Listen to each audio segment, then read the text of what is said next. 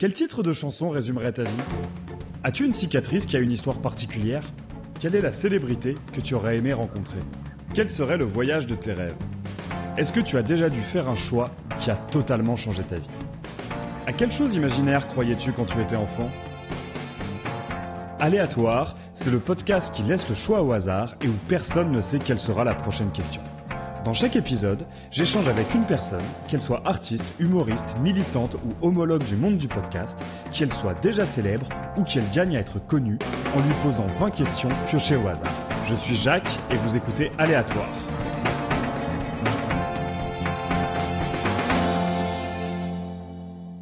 Est-ce que tu me fais un petit chi dans le micro? Chier, c'est aléatoire. Rien qu'avec ça, je suis le podcast le plus classe du monde. Bonjour à toutes et à tous, chers auditeurs et auditrices d'Aléatoire. Certains auront peut-être reconnu mon invité du jour avec ce chier absolument des plus suaves. Je pense que c'est l'épisode le plus suave qu'on aura d'Aléatoire. Si vous avez écouté des épisodes avec Yuri, avec Arnaud, avec Mugen, bref, avec la Fonquerie et Connecté, vous connaissez sûrement mon invité du jour. Ça faisait un moment qu'on parlait de faire un épisode ensemble. C'est pas la première fois qu'on partage un micro en plus, parce qu'aujourd'hui je suis avec Nicolas aka ND. Salut ND. Bonjour, bonsoir. Bonjour ou bonsoir. Très heureux que tu aies accepté mon invitation à enfin Merci rejoindre. À toi. On l'a fait. On le fait. On enfin, le fait. Tout est possible. Ça se fait. Parce que effectivement, on a déjà pas mal partagé le micro ensemble via la potion, l'émission de ce cher Mugen. Avec Mugen, avec Thibaut avant. Avec Thibaut. Enfin, cette grande famille, quoi. Yuri qui venait de temps en temps. Exactement. On a fait JB aussi qui était la liste est longue. Hein. Des épisodes avec Moïse aussi. J'ai oublié de shout-out Moïse. Cette grande épicerie. C'est une grande épicerie. On va y venir. Qu'est-ce que c'est que l'épicerie gang, tout ça, parce que tu parlais avec nous de musique à la radio dans ton temps libre, mais un peu comme Mugen et moi. Mais ton activité, la raison pour laquelle tu es là aujourd'hui, c'est parce que tu es rappeur. Ouais. Ça fait un moment que tu rappes, il y a beaucoup de projets et je vais te demander un peu de m'éclaircir sur comment se retrouver dans tous ces projets parce que ça n'a pas été simple. Je sais pas si je pourrais t'aider. Le travail a pas été très simple. Tu formes le duo La Prune et avec donc lesquels il y a eu beaucoup de projets. Je vais donc commencer par une question très originale. Comment est-ce que tu es venu au rap? C'est le rap qui est venu à moi. C'est-à-dire? Tout simplement. C'est-à-dire que tout d'abord, les prémices, c'est je suis en quatrième, je suis réunionnais, je viens de La Réunion et j'ai fait le collège là-bas, entre autres. Et en quatrième, il y a un mec qui apparaît avec un total look de rocker, mais ce rocker a un t-shirt Assassin. Ok. Avec ce logo, on aime ou on n'aime pas Assassin, c'est pas le sujet, mais on n'aime plus Assassin. Voilà, il y a ça aussi, mais la puissance. Ouais. De ce logo, de toute façon. Donc là, je suis complètement interpellé. Donc là, c'est vraiment les premiers prémices parce qu'au final, il me parle de Nirvana, le mec. D'accord. Donc ça n'a pas été tout de suite. Mais ce qui est pas non plus déconnant, hein, parce que le rap de cette époque, que ce soit IAM, Assassin, NTM, tournait avec des groupes de rock et de punk. En soi, la connexion est proche. Et en fait, je me retrouve vraiment à commencer à gratter. Puis à rapper. Quand j'arrive en métropole, je suis arrivé à Bordeaux en 99 et je me retrouve dans un lycée de la banlieue de Bordeaux, dans la ville de Mérignac. C'est là où il y a l'aéroport, tout ça. Ouais. Et c'est là où on rencontre ce que je considère comme les meilleurs rappeurs de tous les temps. Ok. Vu que c'est des mecs qui sont jamais passés par des studs, qui sont jamais passés par des sessions d'enregistrement, mais il y a une grande bataille pour savoir qui est le best rappeur au live. Je peux vous dire qu'il y en a quelques-uns, ils sont jamais passés dans un stud, dans un micro. Mais c'est sûrement mieux comme ça pour le rap populaire. Ok. Donc voilà, tout ça, ça démarre en 99. En 99, voilà. Donc quand t'arrives en métropole, c'était pour ton lycée donc? J'arrive en seconde, ouais. Ok, t'arrives en seconde, donc à peu près 15-16 ans. C'est ça. Et alors qu'est-ce que t'écoutais qui te donnait envie de te mettre à rapper? J'avais un accès à surtout de la grande écoute. Ok. Voilà. Donc déjà, j'arrive en métropole, je découvre Skyrock, les Nocturnes, Double H, les émissions de Cut Killer, BOSS, etc., etc. Donc je prends tout ça dans la tronche et en même temps, ce qui ressortait du lot à ce moment-là. J'ai pris des cours de rattrapage pour savoir ce qu'il y avait avant, puis j'ai consommé ce qu'il y a eu après. Mais on est typiquement sur l'époque Sectora. Voilà. Donc une formation quand même plus française que Quinry. Que Quinry. Quand j'arrive en métropole, ça change assez rapidement via mes groupes de pairs avec lesquels je traîne, qui eux sont déjà bien consommateurs de rap US, dans le sens où par exemple il y avait un mec qui s'appelait Amine, qui était DJ et qui chopait des vinyles en export dans la boutique de la ville à Strictly. À Bordeaux, le gros disquaire, qui était le disquaire rap et voilà, qui avait toutes les rêves, qui partait avec des valises vides et qui revenait avec des valises pleines. Voilà, cette grande époque, quoi. Très bien. Et alors la fondation de la Prune, donc ton groupe que tu formes avec ton acolyte l'épicier, ça remonte à quand? Parce que j'ai l'impression que le premier projet disponible sur les réseaux, il date de 2019. 2016. 2016. Ah oui, d'accord, OK. Donc 2016 le premier. Donc le projet éponyme. Donc La Prune, un projet qui s'appelait La Prune. OK.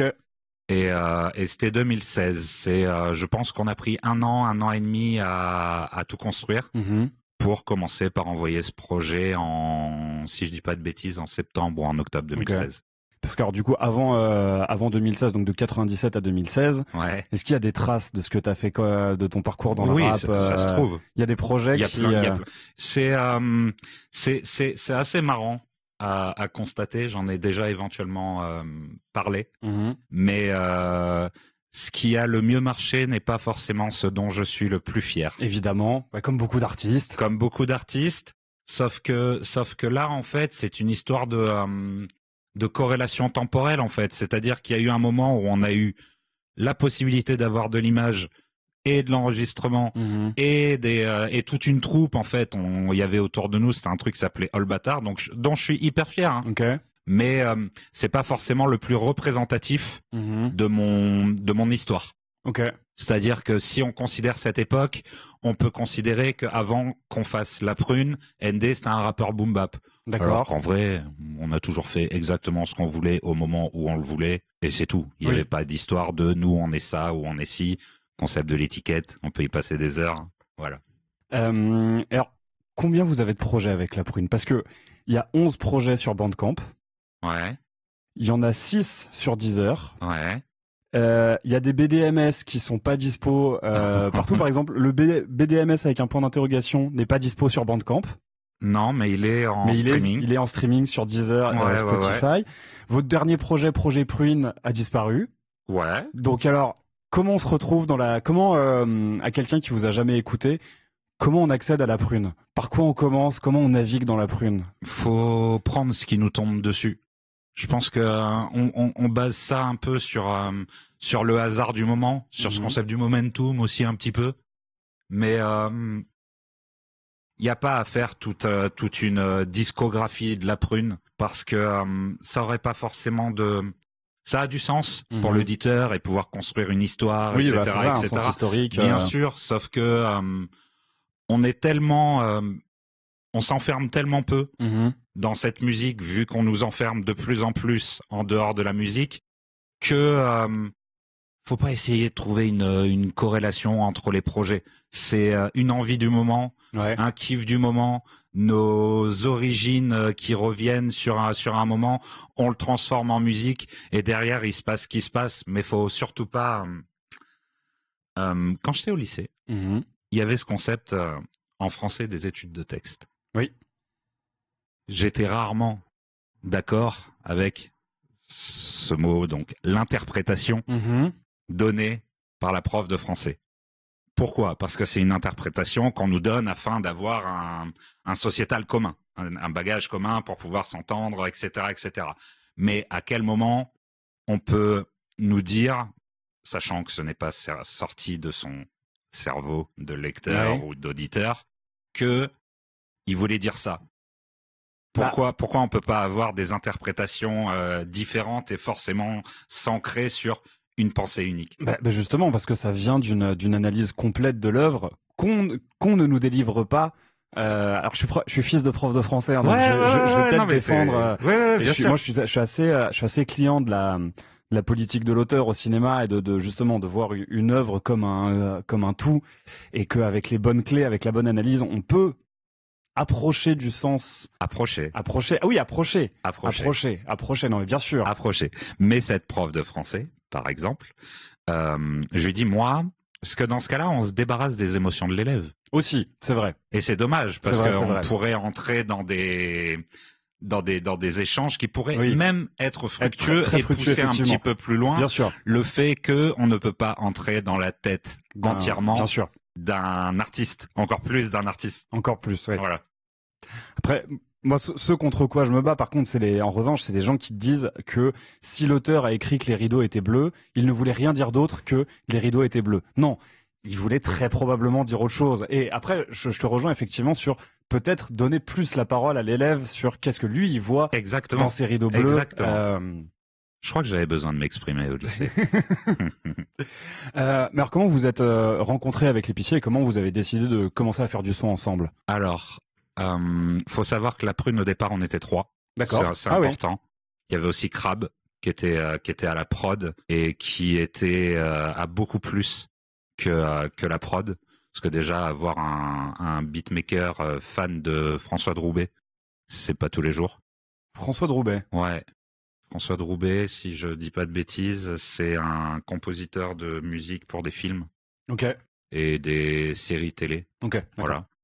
Et donc il y avait Crab aussi au départ. Et en fait, ça faisait déjà des années et des années tous les trois, on se rejoignait via des événements, via des participations à des projets. Donc c'est des destins un peu croisés.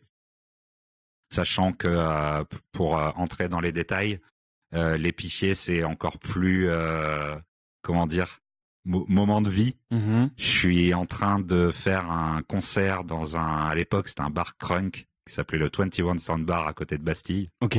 Il y avait des bars crunk. Ouais, c'était à la fois crunk et à la fois antillais, dancehall et tout, mais on avait notre petit moment à nous, quoi. Parce que donc pour rappeler le crunk, musique rap du sud des États-Unis. C'était South Music à fond. C'était bien. Hein. Il y a eu autre chose que Lil Jon et dans la crunk, les Ying Yang Twins et les East Side Boys. Il n'y a pas eu grand chose de plus parce qu'ils ont mis justement leur propre étiquette sur leurs propres produits. Mais il y a tous les dérivés, tu vois. Ça passait du Ludacris, ça passait du T.I., ça passait du donc on avait quand même trap, notre sauce. Et nous, on faisait tout simplement les idiots à faire une sorte de crunk musique à la française. D'accord. Avec toute une troupe. Il y avait donc Charlie Green aussi dedans, qui s'appelait ensuite Nadir Greeny. Et on se retrouve en concert donc là-bas. Et donc c'est sur un de mes couplets, j'ai une extinction de voix. Et il y a un zigoto dans le public qui sort ma voix, qui sort la phrase à ma place. Ok. Je ne m'attendais absolument pas à ça. C'était pas un lieu où il y avait 10 000 personnes, donc tu repères le boug. Donc à la fin, je vais le voir, je suis là, qui es-tu? Bon, on a fini par rapper en buvant le liquide bienfaisant. Et ensuite, ça a construit une histoire qui fait qu'en 2024, la semaine dernière, j'étais encore avec lui, quoi. Ok. Voilà. Très très bien. Voilà. Et donc avec toujours des projets qui arrivent. Avec toujours des projets, dès qu'on peut. Un peu moins de, comment dire, on va arrêter de donner de la nourriture aux cochons. Voilà. C'est-à-dire balancer des EP de 5 titres toutes les 3 semaines. C'est peut-être un petit peu rapide. Ouais, ça fait. Voilà. Pour la conso, justement, pour la conso, suivre, pour la production aussi, j'imagine. Mais en fait, c'est surtout qu'on avait la possibilité de le faire, humainement. Parce que donc il y a une période où vraiment vous sortiez tous les mois, au moins tous les 4 mois. Ouais. Ok, d'accord. Mais c'était une logistique qui était beaucoup plus simple. Là aujourd'hui, on veut aussi se reconcentrer sur quelque chose. C'est la partie studio. Ok, c'est-à-dire parce qu'aujourd'hui, on a la possibilité. On a été pendant pas mal d'années de la Prune à distance. Donc là, on est en train de remettre en place tout ce concept d'enregistrer dans le studio ensemble, afin de vivre les énergies au même moment, quoi, en fait. D'être dans un processus créatif commun. Ouais, voilà, c'est ça. C'est beaucoup plus plaisant et c'est ce qui nous lie. Voilà, sinon ça peut facilement devenir des mails consignes et c'est pas. On fait pas ça pour ça. Ouais, très bien. Alors je vais faire mon chairman en posant une question désagréable déguisée. Pourquoi le dernier projet a disparu? Pourquoi le projet Pruine n'est plus disponible? Parce que, pour être très sincère, personne n'écoute. Ok. Personne n'écoute. Au bout d'un moment, il faut savoir dire les vérités, tu vois. Mhm. Je vois pas l'intérêt. C'est pour ça aussi que des projets disparaissent, réapparaissent, se retrouvent sur d'autres plateformes. La réalité, elle est que quand t'as fini de construire quelque chose, que tu le sors, c'est pour que les gens l'écoutent. Bien sûr. Ouais. S'ils l'écoutent pas, il n'y a pas d'intérêt de laisser traîner les choses au milieu de la place publique. Donc, on le récupère, on en fera quelque chose d'autre, éventuellement plus tard dans le temps. Okay. Mais quand je te dis que personne écoute, c'est personne écoute. Mmh. Au bout d'un moment, faut arrêter de se cacher derrière des ouais, mais c'est non, personne écoute. Je peux te montrer là des stats. Tu vois, on a sorti un track la semaine dernière. Mmh.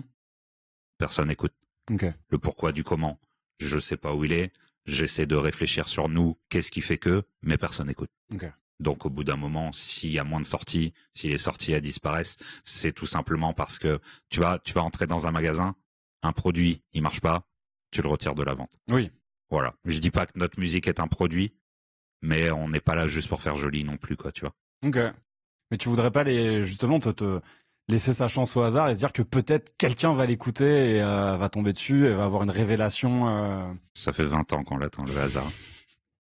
Et alors comment vous travaillez déjà toi comment tu travailles, comment est-ce que tu écris est-ce que par exemple t'as ceux qui ont des notes remplies de punch? J'ai aucune note. T'as aucune note? Je suis allergique aux notes. Ok, tu fais ça à la prod donc? C'est-à-dire la majorité du temps je le fais à la prod. D'accord. Mais sinon non, j'ai aucune note, tout simplement parce que à partir du moment où je dois replonger sur des notes, la fougue elle y est beaucoup moins. Ouais, t'es plus dans donc le mood. je suis plus sur l'instant. Ok. Je suis plus sur l'instant et essayer et du coup effectivement je suis beaucoup plus sur la prod. Pourquoi? Parce qu'à partir du moment où j'aurai entendu la prod, mon écriture pourra s'installer. Okay. Parce que j'essaie de m'installer sur la prod comme si j'étais un instrument supplémentaire. Donc, à partir du moment où j'ai pas la mélodie, je peux pas, ouais. je peux rien apporter, quoi. Donc, t'écris plus comme un instrument de musique que comme, je vais dire auteur. Enfin, forcément que tu es un auteur vu que t'écris, mais un auteur dans le sens la personne qui écrit de la poésie ou des histoires. Je suis un rappeur, j'écris pas des livres. Ouais, voilà, okay. C'est ça. Et donc c'est vraiment ton rap est un instrument de musique. Ouais, moi je le vois comme ça. Enfin, on m'a souvent fait des compliments sur ma voix, donc je m'en sers comme un outil et je trouve ça plus intéressant d'amener ma voix comme un instrument. Mm-hmm. Que faire peser le poids des mots. J'ai cette voix, je peux dire une phrase bidon et lui donner un sens beaucoup plus, vu qu'elle est posée, grave et tout. Donc, ce jeu-là, il est pas forcément... il s'installe naturellement. Ok, oui. Donc, je préfère essayer de mettre ma petite basse au milieu de ce groove. Au milieu de ce groove. Et alors, justement, ce travail de prod, il se passe comment? Parce que donc, tu m'as dit qu'au début, la Prune, vous étiez 3. Avec Crab, donc qui faisait vos prods. Ouais. Donc j'en déduis qu'il ne fait plus partie de la Prune. Vous faites maintenant vos Épicerie Gang à fond. Okay. Il est plus Épicerie Gang que moi. D'accord. Il est plus Prune que moi, mais lui, il fait pas disparaître des projets. Carrément, il les sort pas et j'imagine qu'il a des terras de prod fantastiques, mais elles sont au meilleur endroit pour lui. Ok. Mais alors c'est quoi l'Épicerie Gang? L'épicerie gang, c'est... Moi, je sais un peu, mais... Ben, en fait, l'épicerie gang, donc déjà, on pourrait dire que c'est une équipe. On peut dire que c'est une équipe si on veut. Un collectif. Mais moi je le vois plus comme le résumé très simple d'une façon de penser. C'est on se retrouve, faisons les choses ensemble, voyons où est-ce que ça amène, ne nous prenons pas la tête, faisons en sorte que ce soit fluide, et à la fin, on verra ce qu'on a à proposer aux gens. Okay. c'est la même chose qu'un mec qui va arriver à 19h devant son épicerie, lever la grille, il peut absolument rien se passer, il peut absolument tout se passer, mais il est là et il essaie de faire, quoi. Et alors pourquoi ce nom d'épicerie gang, d'où il vient? À la base, on avait ouvert une épicerie. Ok. Voilà. Tu as été tenancier d'épicerie. J'ai dit on parce que j'ai mis ma main à la pâte, mais s'il faut mettre la couronne sur la tête de quelqu'un, c'est justement sur l'épicier. Voilà, qui il y a des années de cela à Bordeaux, il a ouvert une épicerie fine. Mm-hmm. Et c'est vite devenu le repère des brigands, quoi, tu vois. Voilà, exactement. Et de fil en aiguille, c'était dans les mêmes temps qu'on tournait un petit peu les débuts de la prune, etc., etc. Et il y a une line qui est tombée, épicerie gang, et tout le monde y a vu un sens assez certain. Et ce qui est marrant, c'est que ça s'est exporté, quoi. Oui, ça s'est exporté, ça se retrouve sur des t-shirts, c'est beau. Parce que maintenant, qui fait partie de l'épicerie gang? J'ai l'impression que c'est une nébuleuse. Une trentaine de personnes. C'est une grande porte ouverte. Hein. Parce que la Fonquerie, c'est l'épicerie gang. La Fonquerie, c'est complètement épicerie gang. LK, il est complètement épicerie gang. Samir, il est épicerie gang. On veut remettre l'humain à sa place. Ouais. Dans ce monde où on est sur des contrats, des sacrifices, travailler pour les plus belles marques françaises et devenir de véritables Soit, on va. Mais tellement de choses qui font que l'épicerie c'est un petit peu cette zone pacifique. Mm-hmm. En tout cas, on essaie de faire en sorte qu'elle soit pacifique. Les égos après tout ça, bon, les blabla, il faut qu'il y ait de la vie de toute façon. Mais voilà, l'épicerie c'est un lieu où tout le monde te laisse tranquille et en même temps, si t'as besoin, on est là. Voilà. Ce truc de pas de prestige, mais rassurant et réconfortant. Ouais, c'est ça. La bonne épaule, quoi. Ouais. Et alors, bon, peut-être sans transition, mais tu as aussi un peu une expertise dans le textile. Ouais. Tu as une activité dans le textile où justement tu sors des t-shirts et des sweatshirts floqués, soit épicerie gang, mais t'en as fait aussi pour la Fonquerie. Ouais. T'as fait un martini rosé qui n'existe en un seul exemplaire. C'est marrant, j'ai réfléchi il y a pas longtemps à est-ce que je m'en ferais pas faire un aléatoire, passer avec la même typo et tout, ça pourrait être chouette. Comment t'es venu à travailler dans cette industrie, enfin dans ce secteur et à proposer du vêtement? À 16 ans, à 17 ans et à presque 18 ans, chaque année. L'été, j'allais dans une boutique et je leur disais je veux travailler pour vous. Okay. On me disait non, t'es trop jeune. Donc je voyais que j'avais vraiment envie. Mm-hmm. À 18 ans, il m'a dit bon, allez, tente ta chance.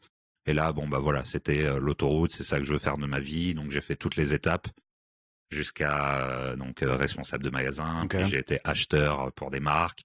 Puis je me suis retrouvé de l'autre côté du bureau. Donc j'ai fait vraiment tout ce chemin. Une très très belle expérience. Et j'ai quand même jamais vraiment trouvé la place du kiddos de 17 ans que j'ai été. Ok.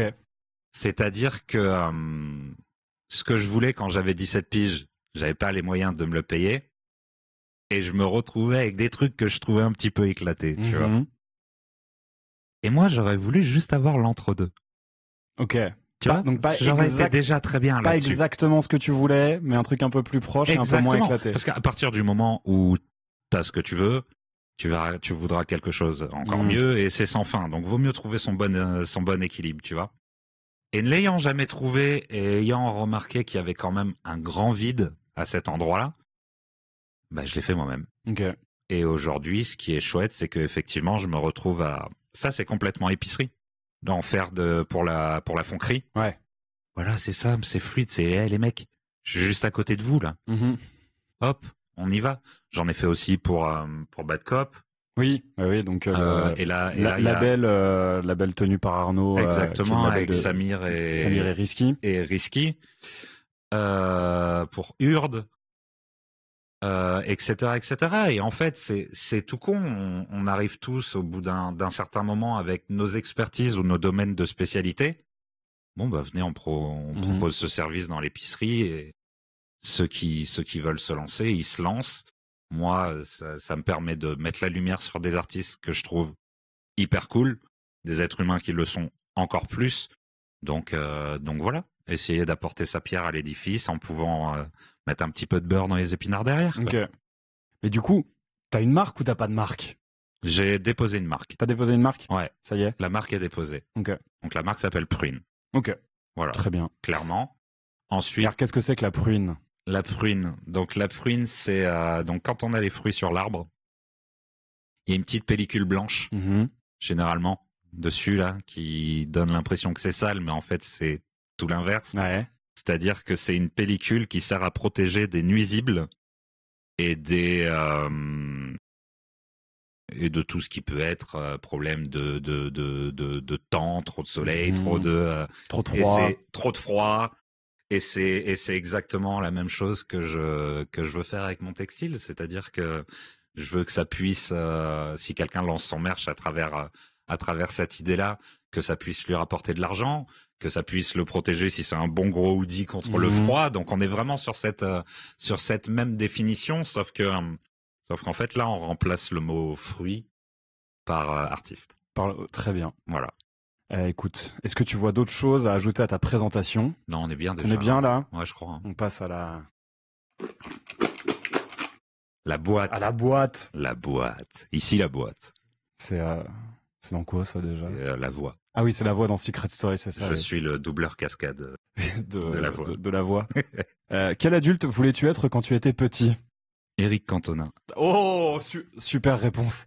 Éric Cantona, mais pas pour tout. Ok, ouais. Pour absolument tout. C'est-à-dire que je ne retire rien, même de ses mauvais actes. Je le garde. Il a quoi comme mauvais acte? Ah, il a le coup de pied sauté quand même. Hein. Ouais, mais je crois que c'est parce le mec avait fait un signe nazi. Ouais. Ouais, bah à partir de ce moment-là, c'est un bon acte. Hein. Voilà. Mais absolument un coup de pied tout. sauté Tu vois, dans la gueule d'un mec qui fait un cigale, c'est un bon acte. Cette prestance, cette attitude, j'aurais toujours son but là où il met une frappe de 30 mètres. Le stade s'arrête, il a les bras ballants. Et d'un seul coup, il lève les bras et c'est comme si... Et t'as tout le stade qui explose. Ouais, c'est n'importe quoi. C'est spartiate, quoi. Tu vois,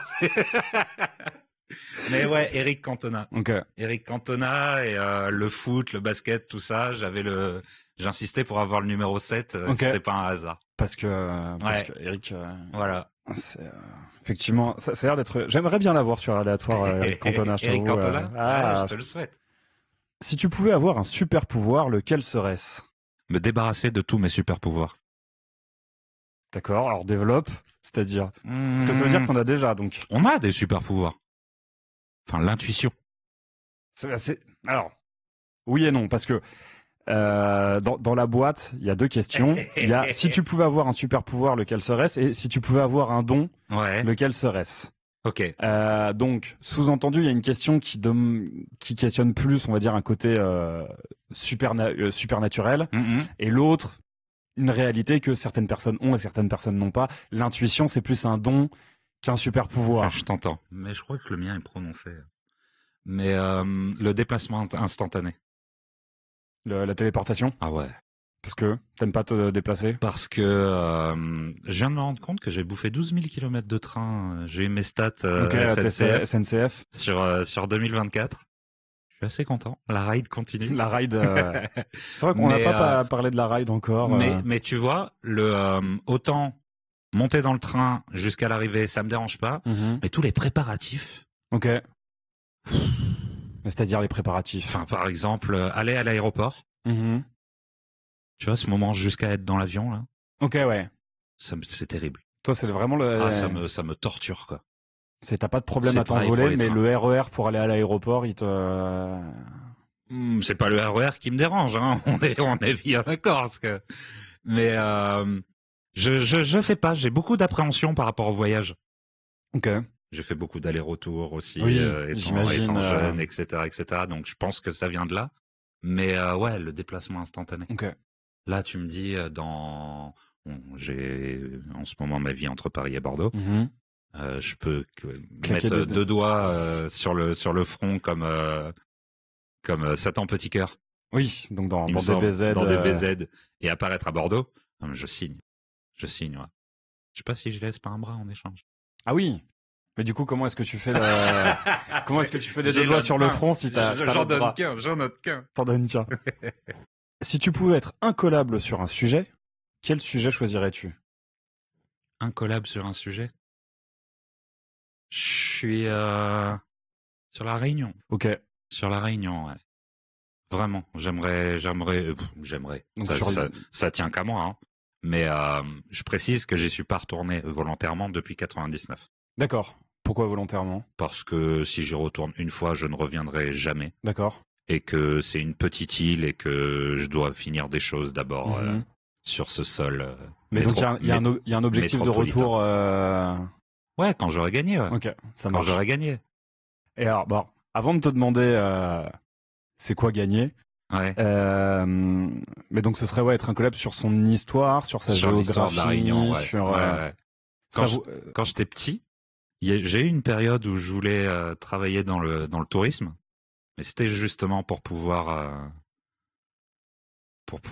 faire connaître mon île intense. Ton île, est-ce que tu voudrais savoir où est le trésor de Levasseur? Est-ce que ça ferait partie d'être incollable sur la Réunion? J'ai un oncle qui l'a cherché. Ah ouais? Ouais, enfin un oncle, c'était le copain de ma tante, et il a passé des années et des années à le chercher.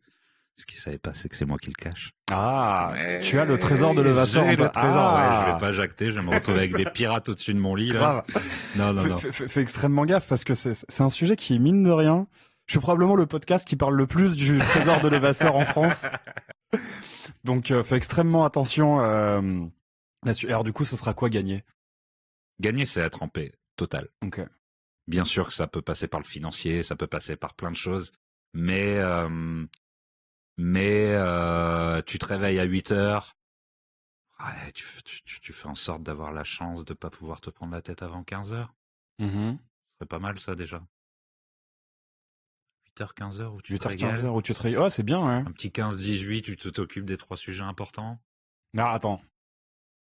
Toi, tu t'en occupes plutôt le matin, toi. Ouais, c'est ça. Ouais. Ma question, c'est être plutôt 8h, 15h, t'es peinard, ou plutôt 8h, allez, 8h midi, tu réfléchis au problème, et midi, minuit, tu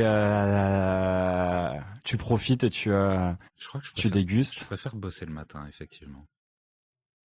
Je préfère m'occuper des soucis le matin. Ouais, hein, Catch the frog. c'est ça, exactement.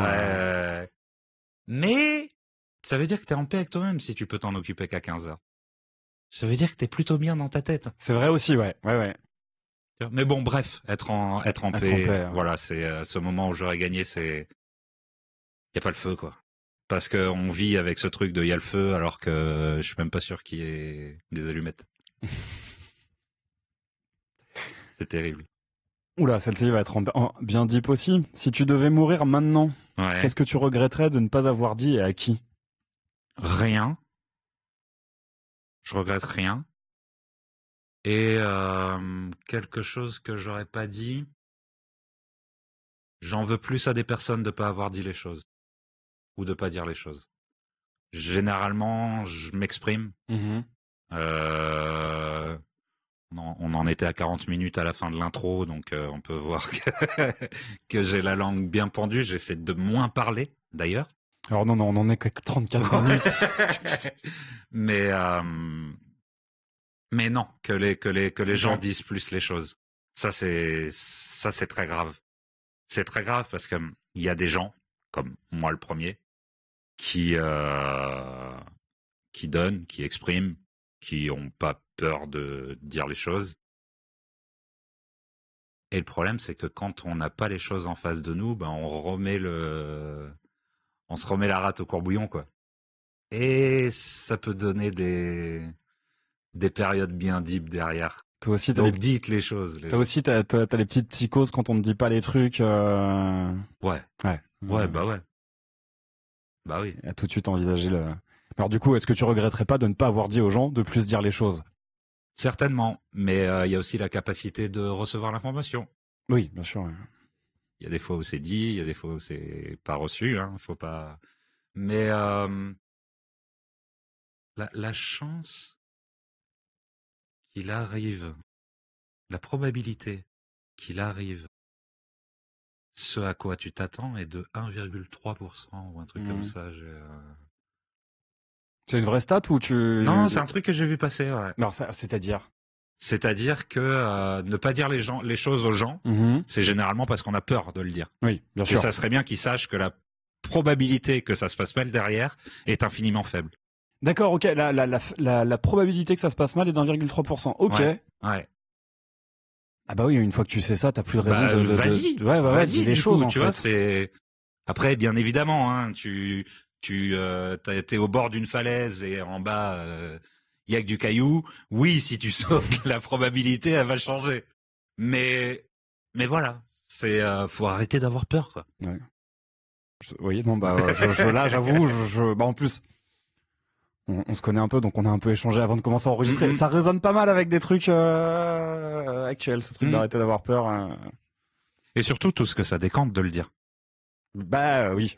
C'est ça qui est... Après, ça le décante pas toujours. Non, mais au moins, t'es fixé quand même. T'as au moins une première réalité autre que le petit fou qui s'invente des trucs dans ta tête, là, tu vois. Ouais. Voilà. Non, c'est simple. Oui, non. Il y a quelque chose, il y a pas quelque chose. Point, terminé.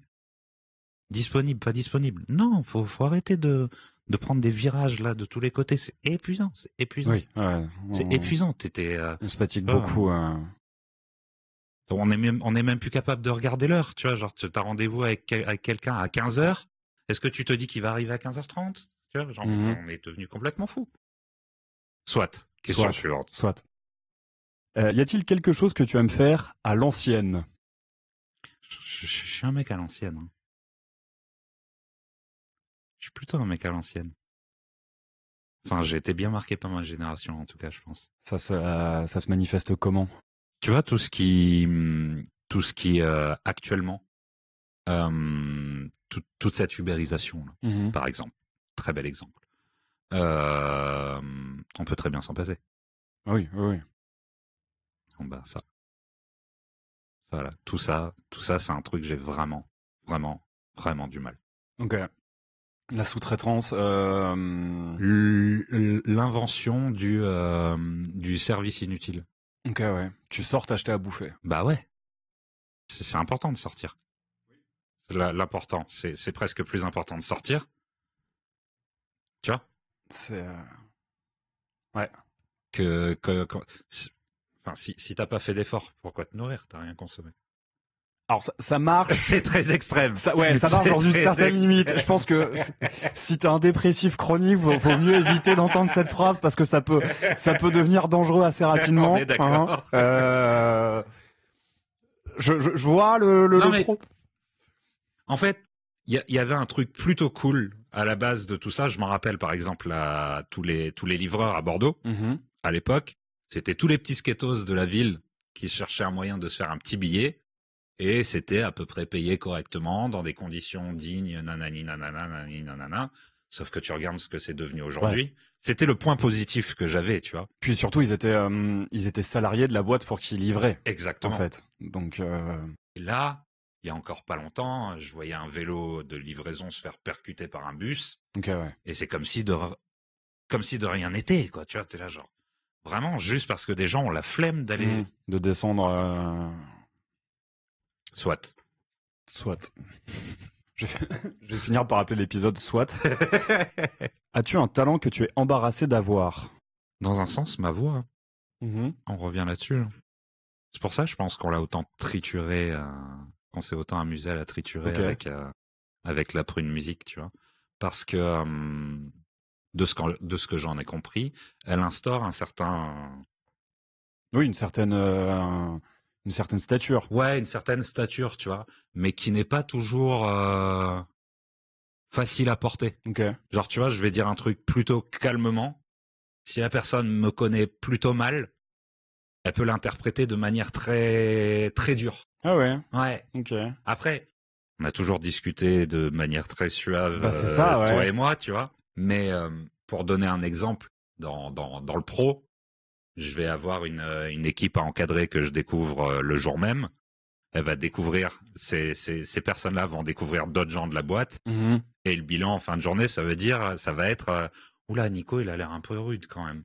Ok. Tu vois, alors que dans mon exercice, moi, j'ai essayé d'être là en mode ça va bien se passer, je suis là. Il y a pas que des cons dans le monde. Et tu te prends ça en retour, t'es là genre ah ouais, c'est pas ce que je peut-être cherchais. la voie, quoi, tu vois. Ok.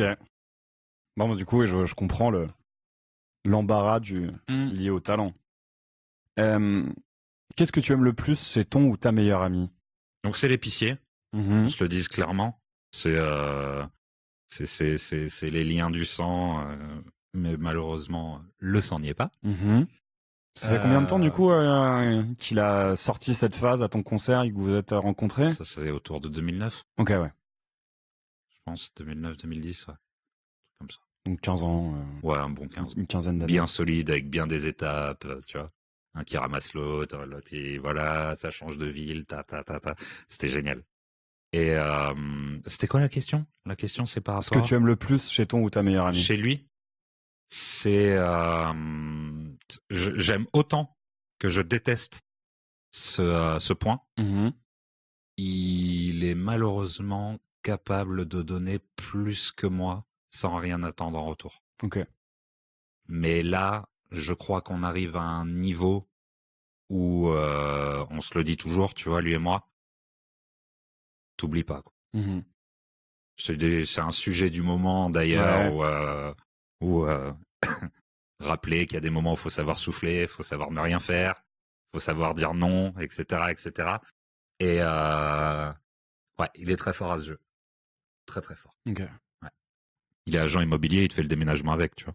Ah oui, d'accord, ouais, non, C'est le boss. c'est- C'est tout. Quel est ton premier souvenir? Ça a été pas mal le bordel quand j'étais tout petit. Mhm. Donc le premier souvenir n'est pas c'est un souvenir photo. Ok, ouais. Voilà. Donc le premier souvenir que j'ai, c'est, je pense que ça faisait pas longtemps que j'avais retrouvé mon daron en métropole, parce que Mhm. quand j'étais tout petit, il est parti faire son service militaire et il a aimé conduire des tanks. D'accord. On peut comprendre, ça doit être Ça assez doit être marrant rigolo, oui. de conduire des tanks. Et j'ai ces fameuses photos où on est dans un parc, Mhm. on est en Mayenne. Voilà, donc je rappelle, la Mayenne, pour ceux qui connaissent pas, il y a la diagonale du vide. La Mayenne a été boycottée par la diagonale du vide. Voilà, c'est très important. Et j'ai un petit bonnet à pompons bleus. Je vois des photos de ma mère heureuse, mon père avec un vélo, le petit frère de ma mère qu'elle avait récupéré à la mort de la grand-mère. Nanana. Mhm. Bref, du bonheur visuel, quoi, Ok. tout simplement. Et Voilà. donc c'est une photo sur laquelle t'as quel âge à peu près? Je dois avoir 3-4 ans. Ok, ouais. C'est une série de photos, hein, c'est une double Oui. page. Voilà. Et il t'a emmené sur des tanks quand t'étais enfant ou pas alors? Non, Non? mais j'ai eu le droit de jeter des grenades dans les champs de la baraque où on habitait en Mayenne. Et ça, c'était rigolo. Ça c'est Ouais, c'est parce plutôt que rigolo. parce que t'es né à La Réunion, tu nous as dit. Ouais, je suis Euh, arrivé à 3 ans en Mayenne. T'es arrivé à 3 ans en Je Mayenne. suis retourné à 9 ans à La Réunion. D'accord. Et je suis revenu à 15 T'as piges. fait ton collège et t'es Voilà, revenu c'est ça. à 15 piges. Et à 15 piges, c'était aussi, enfin, donc ton père était vers Bordeaux. Et mon père est venu avant nous sur Bordeaux, parce que donc mes parents sont particulièrement jeunes. Blague que je fais toujours, c'est à cette époque-là, la banane, ça suffisait pas pour les moyens de contraception. Mhm. Voilà. Et donc ils m'ont eu vraiment vraiment jeune. Et qu'est-ce que je voulais dire par rapport à ça? Et ouais, et pour les jeunes à La Réunion, il y a donc 95-2000 chômage, Mhm. chômage, débouchés professionnels, il n'y a pas 500 000 trucs à faire. Donc mon père retourne en métropole pour voir ce qui se passe via des associations. Mhm. Et il atterrit sur Bordeaux où il trouve du taf, où il aime bien le charme de la ville. C'est le moment où Juppé finissait tout son travail en Ok. plus à vraiment rendre la ville en mode Louis XIV, quoi. Tu Ouais. vois. Voilà. Et on la rejoint. Quelle est la chose qui t'énerve instantanément? L'injustice au sens large. Mhm. C'est tout. C'est tout. C'est tout. L'injustice et ne pas aider quand c'est simple. Oui. Ok. Une dame elle tombe, tu la relèves. Oui, bien sûr. Ouais. Oui. Oui. Juste ça. Juste ça. Rien que si on arrivait à faire ça, c'est des exemples tout cons. Hein. Là, j'ai donné la dame, on la relève, tenir une porte, etc., etc. Principes fondamentaux de base. Rien qu'avec ça, ça irait mieux. Donc une conscience des autres autour de soi. Quoi, Ouais. C'est simple, ça coûte rien, ça coûte rien et ça procure la personne à qui on va faire ça, même si c'est un trou de balle. Pendant les 3 minutes d'après, peut-être il va se dire ah ouais, mais si je la jouais comme ça, parce que là je me rends compte que ça m'a fait du bien et du coup je vais le transférer. Ça, tout simplement, rien que ça déjà, c'est terrible. Hein. C'est devenu terrible de sortir. Ça va, on est dans le 18e du coup. Oui. Dans le 18e, on l'a ça. Il est quand même bien, mais oui, pareil, je suis à Saint-Denis et il est bien là, quoi. Ouais, mais tu vois, c'est dans le 18e et à Saint-Denis. Oui. Ah oui, c'est pas dans le 16e, ouais, ou à Versailles. Voilà. Est-ce que tu penses que les gentils gagnent à la fin? Les gentils gagnent toujours à la fin. Il y a que ça. Il y a que ça. Les méchants, ils ont déjà perdu, c'est des méchants. Bien vu. Bien vu. Si tu pouvais hacker l'ordinateur d'une personne connue, de qui serait-ce?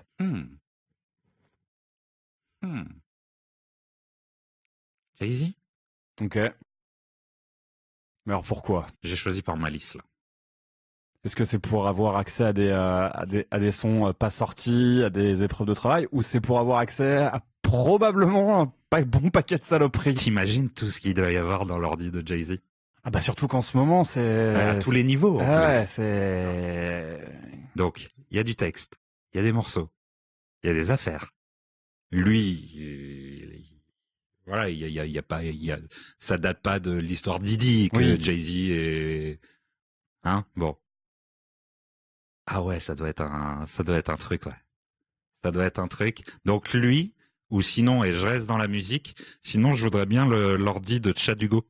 Ok, Moitié de The Nerd avec Pharrell Williams. Oui, ouais. Voilà. Donc, pas lui. Pas Pharrell. Ouais.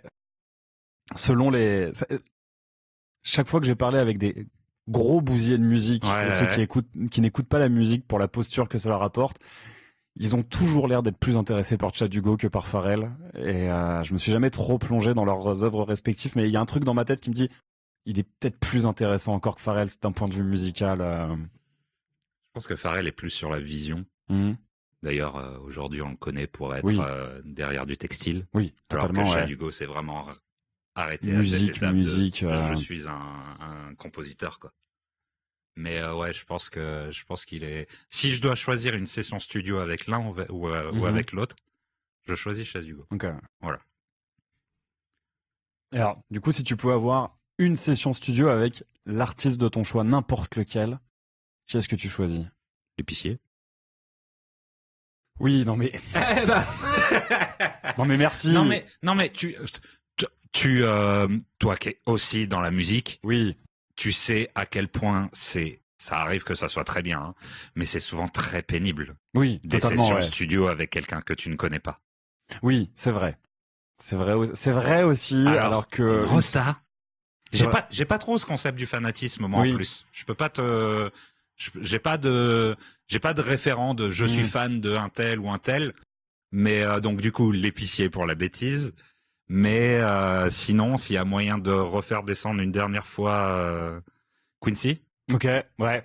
Tu vois, genre, je resterai modeste, je lui dirais, écoute, c'est nul ce que je fais, qu'est-ce que t'en penses?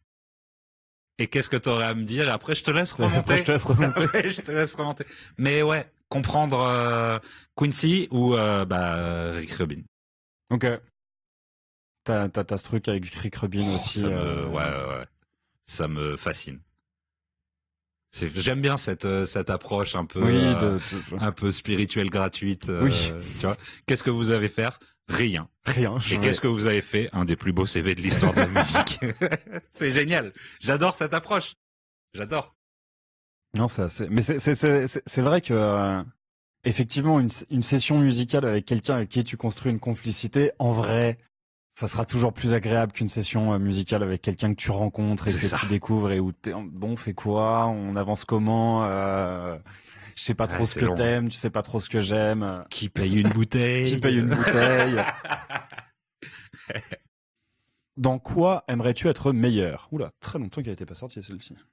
Dans un morceau là que je faisais dernièrement, tiens, bah, c'est l'occasion parfaite de faire un big up à San Luis Records, Chez qui on hein, enregistre? exactement, les meilleurs. Et je dis dans un morceau, je sais comment faire l'argent, je continue d'apprendre à vivre. Ok. Je, comme beaucoup d'autres, j'imagine, mais je prends mon cas, je parle de moi. Moi, Kylian Mbappé, comment dire? La question? Dans quoi aimerais-tu être meilleur? Ouais, voilà, c'est ça. Dans la relation humaine, en fait. Ok. Un peu mieux comprendre. Il y a des matins, je me réveille, je me dis, mais putain, mais j'ai raté un cours, mais un gros cahier en plus, tu vois, genre un gros bouquin, tu vois, sur comment on se comporte en société, quelle est la bonne hauteur à avoir, est-ce qu'on doit vraiment être entièrement soi-même, Ouais. est-ce que tu vois, ça me bousille, mais à passer des heures à réfléchir dessus, hein. Mais voilà, c'est ça. Parce que de comme je te connais et des nombreux moments qu'on a eu à échanger, à discuter, je trouve que justement sur le côté comment être humain, t'es une des personnes que je connaisse qui s'en sort le mieux. Après, ça veut pas On, dire que on parle d'un mec qui passe ses semaines seul, hein. ouais, mais Je suis pas en train de me plaindre parce que j'ai installé ça dans ma vie ouais. aussi dans un sens.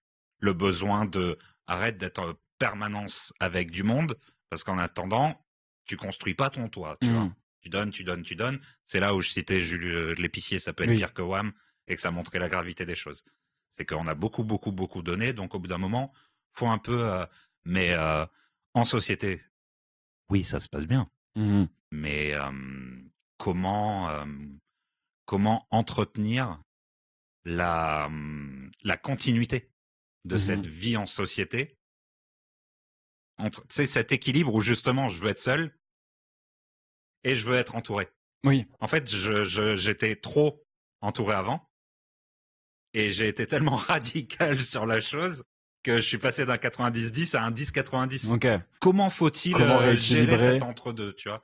Faut-il vraiment se marier et avoir des gamins pour traîner avec les parents des gamins qui sont dans la même école que ton fils, tu Ouais, vois, genre, ouais, est-ce ouais. qu'il y a d'autres solutions que ça? Est-ce qu'il y a d'autres conversations que oui, ben non, mais il y a un grand jardin de 120 mètres carrés. Tu vois, je vois l'importance de ça. C'est pas forcément le chemin que j'ai choisi Mhm. ou qui m'a choisi, mais on peut passer par autre chose Oui. que ces futilités hyper sociétales, quoi, tu Ah vois. ouais, non, bah totalement, ouais. Et donc peut-être mieux, ouais, ça serait, tu voudrais mieux gérer avec oui, les codes de la société Ouais, ouais. parce Mais que mieux gérer. Je sais pas, vu que j'ai conscience oui, moi-même d'un peu conchier le truc. bah c'est ça. Voilà. Et qu'en soi, l'épicerie dans son intégralité Est une réponse est une réponse, une illustration à ça. Je pense que complètement. tout le monde a à peu Mais près a un peu plus de 30 ans là-dedans. Enfin, ouais, moi, c'est une équipe à laquelle je me reconnais quand même un, beaucoup. On n'a pas tous ou toutes des meufs ou des mecs très installés dans une relation un. de couple. On Et est, même en dehors de l'épicerie, il y a beaucoup de gens tu comme vois, ça. ouais, pas non. Mais dans un autre sens, pourquoi je dis je conchis? Parce que enfin, je peux plus rester plus de 5 minutes avec une personne qui ne me dit rien Ouais. je dirais pas d'intéressant, tu vois, parce que ça veut dire que sinon je juge l'autre personne et que dis-moi quelque chose d'intéressant, sinon ne me parle pas.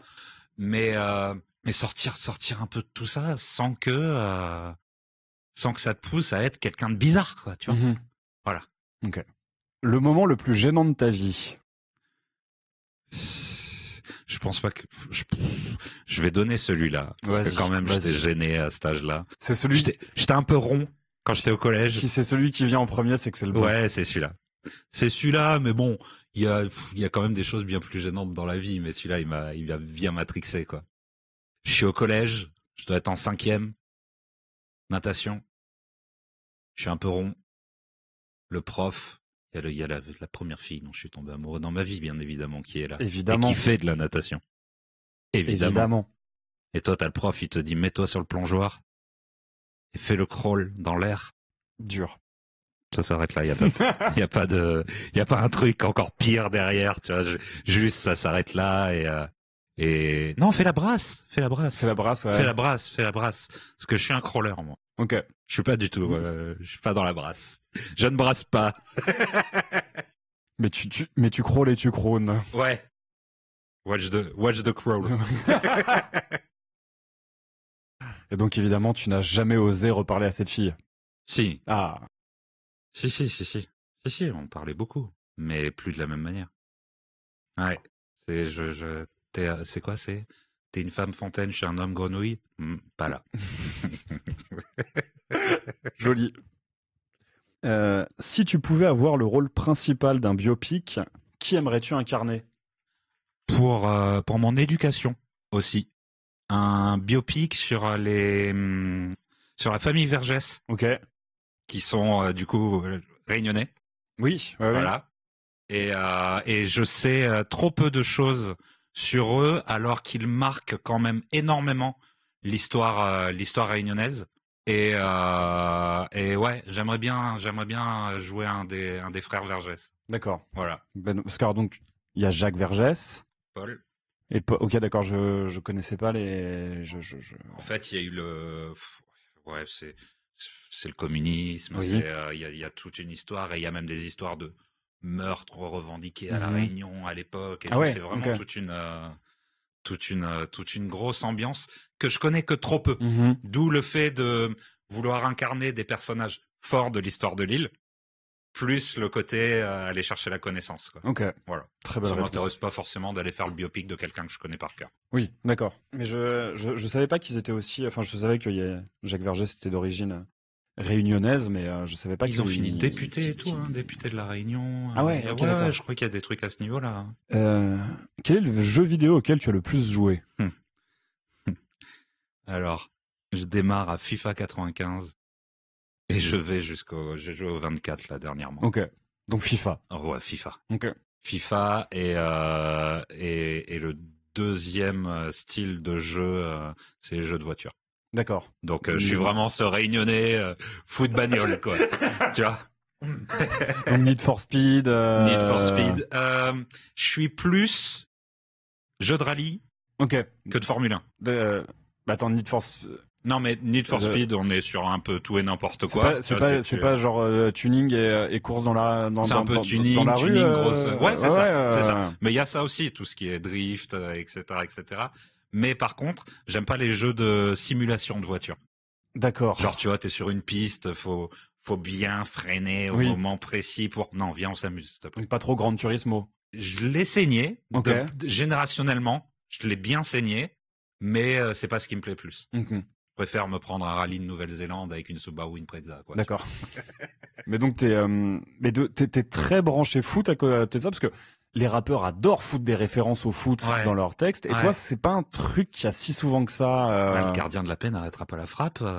Oui. Ouais, mais. Oui, on sait qu'il y a tellement de sous-entendus derrière tout ça. Mais oui, je suis pas. Il y a pas de. Je suis sur le terrain comme N'Golo Kanté. Déjà, j'aime pas trop les coms. Ok, ouais. C'est une formulation rap que il y a de la facilité derrière tout ça, tu vois. Et les références au foot, j'en ai quelques-unes. J'en ai quelques-unes, mais en même temps, j'ai mon cœur balance au niveau du football. Ok. De par les désirs du paternel. C'est-à-dire quand je jouais le match, j'écoutais pas le coach. T'écoutais ton père? J'écoutais mon père. D'accord. Sauf que si le coach il disait le contraire, c'est pas mon père qui me sortait derrière. C'est le coach. C'était le coach, ouais. Voilà. Et en même temps, ouais, j'adore ça. Ok.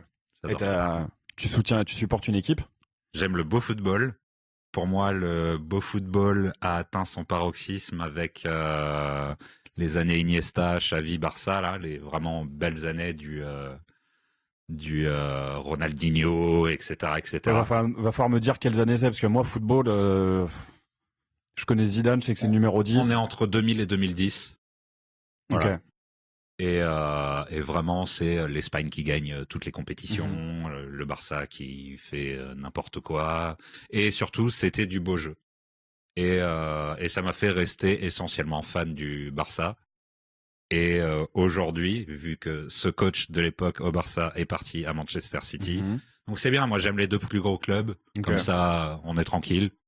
Et ouais, je suis pour City et le Barça. D'accord. Donc là, je me fais beaucoup d'ennemis avec tous les clubs anglais et tous les fans du Real. Nickel. Très bien. On y va. As-tu déjà fait un rêve dont tu te rappelles des années plus tard? Et des psychologues, ils vont m'appeler après. Hein. T'as pas ce rêve-là où tu te caches sous l'eau parce qu'il y a un danger? Ah non. Non, j'ai jamais eu ça. Ah, moi, j'ai celui-là. Ouais. Ok. Se planquer sous l'eau, faire semblant d'être mort sous l'eau dans la baignoire. Ah oui, ok. Pour que le danger passe, te voit, se dise ouais, il y est passé, et il se barre. Il se barrait jamais, je me réveillais.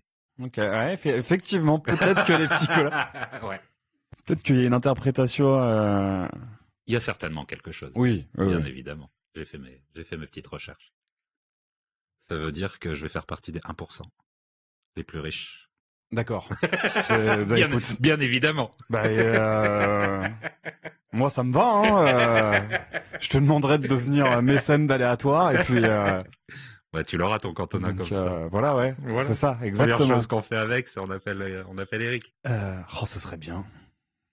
Je militais pour ça. Mais derrière, on fait un son avec lui. Ah bah, faudrait que ce soit un son un peu orienté rock, je pense, parce que je sais qu'il est très très branché rock. Il y a une anecdote comme quoi c'était il y a pas si longtemps, enfin dans la décennie qui vient de se passer là, le Liam Gallagher de Oasis qui lui avait envoyé l'album, il avait adoré un son, il lui avait proposé d'être dans le clip, il avait dit oui je viens. Et il avait dit d'accord, tu veux quoi comme avion? Non, non, je viens par mes propres moyens. D'accord, tu veux quoi comme hôtel? Non, non, c'est moi qui me loge. D'accord, tu veux quoi à boire? Non, non, je rapporte mon propre vin. Et donc il est venu dans le clip gratuitement. Et genre limite, il a rapporté son propre catering parce qu'il aimait le son. Je pense un truc un peu pop rock anglais. Ça a l'air d'être un vrai mec. Hein. Ouais. C'est. Puis, mais on verra. Apparemment, c'est pour dans pas longtemps. C'est pour dans pas bon. Bah écoute, on va patienter un peu. Écoute, peut-être que ça va avoir un lien avec la baignoire et le fait de se cacher. De quoi avais-tu peur quand tu étais petit? L'autorité, tout court. Toute forme d'autorité légèrement rehaussée. Ok. Crée une paralysie chez moi. Ok. Et donc, c'était encore il y a pas longtemps. Hein. Ça se manifestait comment? Genre si on te disait de ranger ta chambre de manière un peu trop sèche, je me paralyse. Ah ouais, ok. Je me fige. Mais vraiment, je me figeais. Parce que je dois plus parler de ça au présent, tu vois. Ok, ouais. Mais littéralement. Ouais, putain, ça devait être un bordel dans ta tête quand ton père te donnait des informations et que le coach en donnait une différente, hein. Ça devait être une double paralysie. Oui. Oh. Ah oui, l'enfer. Trouves-tu que le physique soit révélateur des personnalités? Pas du tout. Parce que, pas du tout. Hyper-radicalité, c'est comme ça et c'est tout. Le dictateur vient de s'exprimer. En fait, en 2024, on peut tellement se déguiser. Ouais, mais le propre du déguisement, c'est que tu vois que c'en est un. Et donc que tu vois le physique. De moins en moins, hein. Ouais.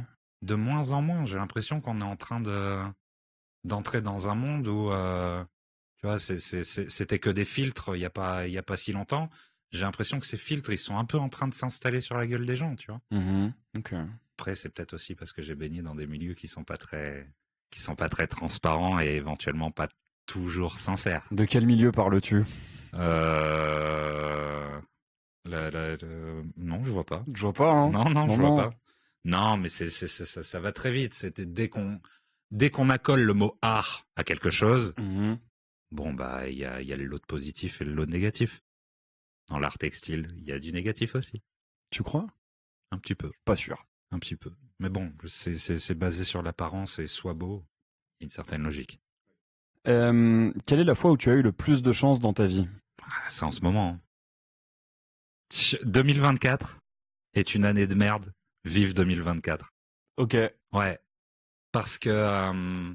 repose-moi la question que je te réponde plus juste. La fois où tu as eu le plus de chance dans ta vie? Ouais, c'est en ce moment. Ok. C'est en ce moment. C'est en ce moment où j'ai eu des épreuves de merde par le passé. J'ai des épreuves de merde qui sont là aujourd'hui. Mais c'est là où j'y vois, hein, Samir Ahmad, la vie est bien faite. Ouais. C'est faut sombrer un petit peu pour revoir ces choses de temps en temps. Parce que quand tout est tout bleu tous les jours ou qu'on vit dans cette illusion, on en oublie certaines réalités, Ouais. quoi. Mais la vie est putain de bien faite. Donc ouais, si je suis bien chanceux, c'est je prends le mois de la fin de l'année dernière et je prends le mois de cette année après une année qui globalement pour tous a pas été folichonne. Je me dis, j'ai de la chance. Là, je viens de faire ma double vingtaine. Je suis encore debout. J'ai encore tout qui fonctionne. Ouais. Donc après, les cicatrices, les petits bobos du cœur, etc., etc., il y aura quelque chose d'encore mieux derrière. Donc je me dis, ouais, c'est en ce moment. C'est en ce moment. Ouais, c'est là. Tu viens de parler de double vingtaine, donc on va se projeter dans un quadruple vingtaine. Parce que dans 40 ans, qu'est-ce qui te ferait dire que tu as réussi ta vie? En soi, je crois que je peux répondre à ta place, vu que tu y as déjà un peu répondu. Être en paix. Ouais, c'est ça. Mais pas que.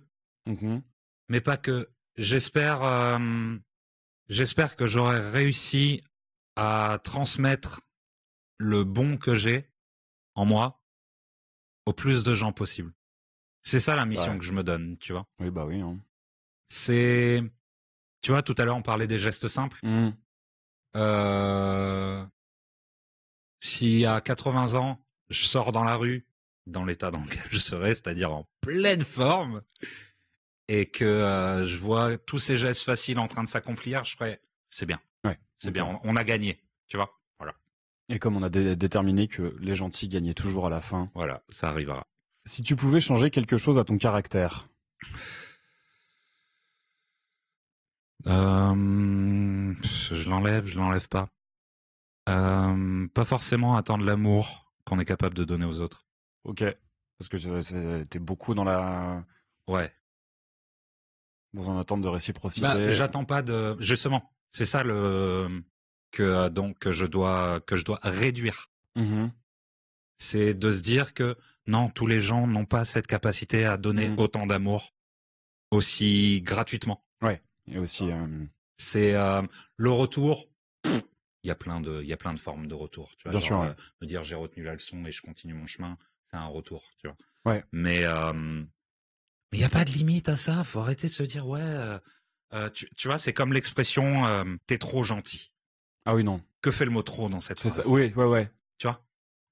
Je suis entièrement d'accord. Ouais. T'es trop gentil. Donc c'est en fait c'est pas toi qui es trop gentil. C'est la personne en face qui. C'est ce qui y a dans l'environnement d'en face. Oui. Qui n'est pas normal. C'est ça, et c'est la personne. Bah, je pense que c'est la personne d'en face qui considère qu'elle ne l'est pas assez et qu'elle n'est pas à la hauteur où elle considère qu'elle devrait l'être. Mais je m'en fous d'être gentil pour toi. Oui, je suis gentil pour les gens. Point. Je le fais pas en me disant, tu vois. Mais ouais, non, ça, je suis entièrement d'accord avec cette phrase, parce que c'est une phrase que je me suis quand même pas mal mangée. Notamment dans des flirts, tu vois, ou même avec des gens qui, enfin des proches qui, on va dire d'une certaine manière, voulaient me conseiller de m'endurcir un peu, comme ça en disant que t'es trop gentil. Et bah non, en fait, enfin, surtout que tu vois l'état du monde. Ouais, bah je pense que le monde a bien besoin de. C'est là où on dirait on a perdu, quoi. Quoi? Tu vois, durant cette année là, voilà. À un moment, je me suis dit putain, mais en étant gentil, ça avance pas forcément trop. Donc je me suis dit, tiens, on va se conformer à cette règle et tu vois, cloisonner. C'était l'enfer. C'était l'enfer. C'est pas possible. Oui, non, c'est pas possible. C'est invivable. Mais en même temps, je comprends dans un sens ce truc de qui dit, quand tu rencontres quelqu'un, sois d'abord méchant. Comme ça, la fois où tu seras gentil, et ils diront ah bah tu vois, je t'avais dit qu'il était gentil. Ouais. Alors que si t'arrives gentil et qu'une fois t'es con, tu seras toujours con. Donc c'est vrai. Ouais, mais ce truc de se donner une image et d'être méchant. Voilà, déjà arrêtons de nous concentrer sur est-ce que je dois me comporter comme quelqu'un de gentil ou quelqu'un de méchant. Fais. Tu vois, c'est surtout que ce truc, je l'ai vécu archi récemment petite déception, on va dire, de relation avec une personne, et où je me suis posé la question de mais est-ce que j'aurais dû être un peu plus inaccessible, un peu plus dur, un peu plus. Bah non, c'est pas moi en fait. Non, c'est pas toi. Moi, mon truc, c'est de donner, c'est d'être attentif, et puis ça marche pas. Bah, alors c'est peut-être pas la bonne chose à se dire, hein, mais c'est la personne en face qui perd le plus, donc Si elle en, si elle si perd elle en a quelque chose, conscience ou ouais, pas. voilà. Mais tu vois, tout à l'heure, je disais, oui, la semaine, je suis un peu seul. Tout est relatif, hein. Mais c'est un choix aussi qui revient sur ce sujet, c'est-à-dire que je vois moins de monde, mais le peu que je vois, on se donne. Mais en vrai, il y a plein de gens qui pourraient faire cet exercice. C'est simple. C'est simple. Et on est trop auto-centré, tu vois, genre le bien paraître. Oui, non, mais Mais je m'en fous. Si t'es venu pour bien paraître, tu ne vas pas m'intéresser, quoi. En fait. Tu vois, genre. Enfin, si, je te considère hein, bien sûr, non, mais comme évidemment. tout le monde, tu vois, mais sois quelque chose, quoi. Mm. Sois quelque chose. Et si possible, sois bon. Bon, je la pose, mais je pense connaître la réponse. Plutôt meneur ou suiveur? Donc, plutôt mal Sigma. Oh non, on va pas, on va pas rentrer dans le vocabulaire des podcasts de. C'est un ancien collègue de taf qui m'avait présenté ce concept. Non, je suis plutôt meneur. On n'est pas avec Oussama Hamar et les entrepreneurs en mode Non, plutôt meneur. Sauf que pour mener, il faut une équipe. Voilà. Donc encore plus meneur. Parce que dans le meneur, il y a cette idée que tu mènes une troupe aussi, quoi. Voilà. C'est assez proche de ce qu'avait répondu Arnaud, qui était tombé sur la même question, qui du coup tenait bien son patronyme, parce que je crois qu'il avait répondu mener mais en meute. C'est ça. Le loup. Arnaud Wolf. Y a-t-il un film que tu as tellement vu que tu cites les dialogues au quotidien? Le tour Montparnasse infernal. Voilà. Je peux pas voir une pizza. Ok, sans parler de pizza 4 chaussures. Sans la pizza 4 chaussures. Donc il y en a encore une la semaine dernière et j'ai pas pu me retenir. Il y a celle-là, il y a C'est de toute beauté. Bien sûr, quand tu vois une main coupée. Arrête où je tire une balle dans la tête à la main. Sacrée poursuite. Donc beaucoup de ce film-là. Et ouais, c'est lui. J'ai aussi Le Dernier Arrivé, fan de Phil Collins, mais c'est dans Steak. Et mais je crois que c'est un truc qu'ils ont pris de South Park. Ça m'étonnerait pas. Il me semble. Hein. Ouais, ça m'étonnerait pas. Parce qu'il me semble que c'est un épisode de South Park où ils font une compétition de luge, et il y a Cartman qui dit que le dernier en bas est un fan de Phil Collins. Il me semble que incroyable. Qu'il y a un truc incroyable. J'ai l'origine en plus aujourd'hui. Très bien. Sachant que au-delà du concept de tu viens de me donner l'origine, il y a une suite dont je ne peux pas parler. À cette phrase. Comment ça? Il va se passer des choses par rapport à cette phrase. Je peux pas en dire plus, c'est horrible. Mais c'est-à-dire, on en reparlera au moment où cette chose sera confirmée. Okay. Mais quelque chose de très très très rigolo. Ok. Spoiler alert. Du coup, je ne tiens plus. Je te le dirai après. Hors antenne. Quelle est la plus grosse bêtise que tu aies faite étant enfant? Brûler le garage de mes parents. Ok, vas-y. Il va falloir un peu plus de contexte. Parce on est en Mayenne. Effectivement, c'est une énorme connerie. Je crois que c'est la plus grosse qu'on m'ait jamais sortie. Ouais. Donc, je veux savoir ce qui s'est passé. Et c'est un jour où on a énormément trahi ma confiance aussi. Donc, on est en Mayenne. Donc, c'était une maison de campagne avec une grange où mon père avait décidé de mettre sa voiture. Et un jour, je sors dans la cour de cette maison et je me retrouve en possession d'un briquet qui marche pas. Marche pas. Bon, c'est plus très marrant, je le jette. Mais je l'ai jeté dans le garage.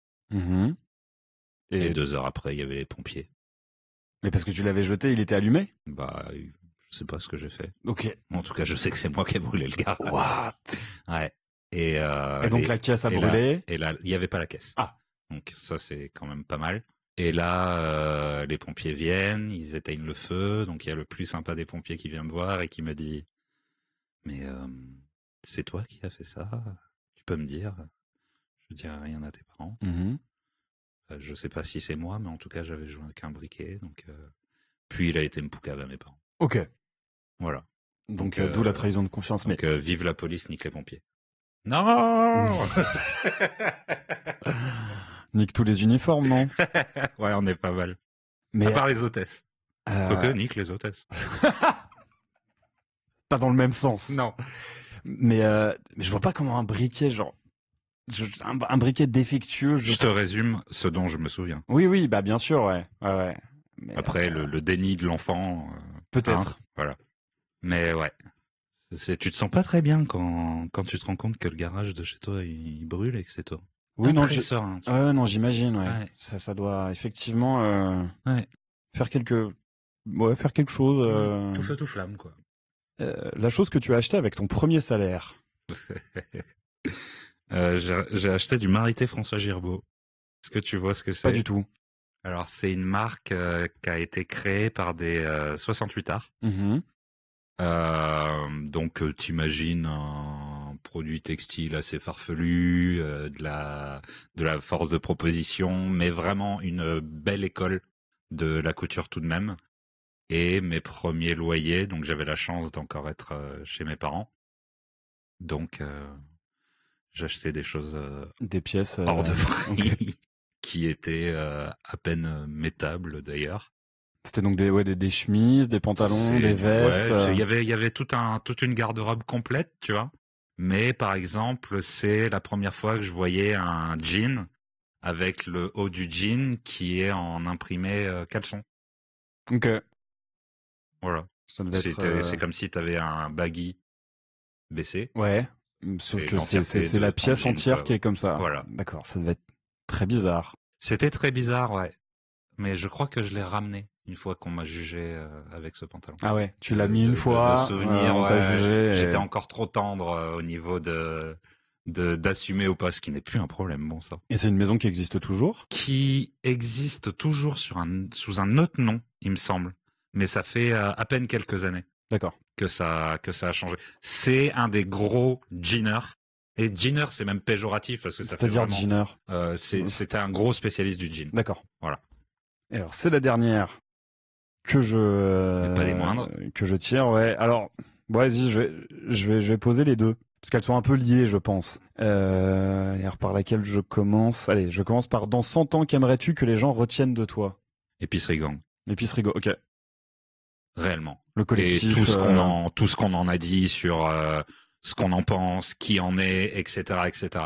De se dire que malgré cette start-up nation, cette ubérisation des choses, cette individualité des gens, que à ce moment-là, il y avait quand même cette bande de joyeux lurons qui disaient fuck cette norme, fuck la vie avant, quoi. Voilà, tout simplement. Qu'on se souvienne de ça et et plus là je dis ça, c'est une histoire de temporalité, et qu'on se souvienne quand on va voir Nico, quand on va voir ND, on sait que normalement on va passer un bon moment. On va être voilà, bien. Ouais. C'est ça que j'aimerais laisser, tu vois. Attends, mais j'ai une petite anecdote dans laquelle le sweat épicerie grande que tu m'avais offert joue un petit rôle, je te la raconterai après parce que je ne peux pas la raconter à l'antenne. Et de quoi es-tu le plus fier? Je suis vivant, gros. Ok. Je suis vivant. J'aurais bien dit l'épicerie, hein. Mais on est vivant. Et ça, avec tout ce qui peut arriver dans une journée, mais aussi bien genre provoquer que les hasards de la vie, que mauvais endroit, mauvais moment, tu vois. Je veux rien manifester là, tu vois. Mais rends compte les conneries qu'on a pu faire, les états dans lesquels on a pu se mettre, les bourbiers dans lesquels on a pu se retrouver, les déceptions qu'on a pu avoir, la puissance en fait de la résilience, quoi. On est des putains de machines.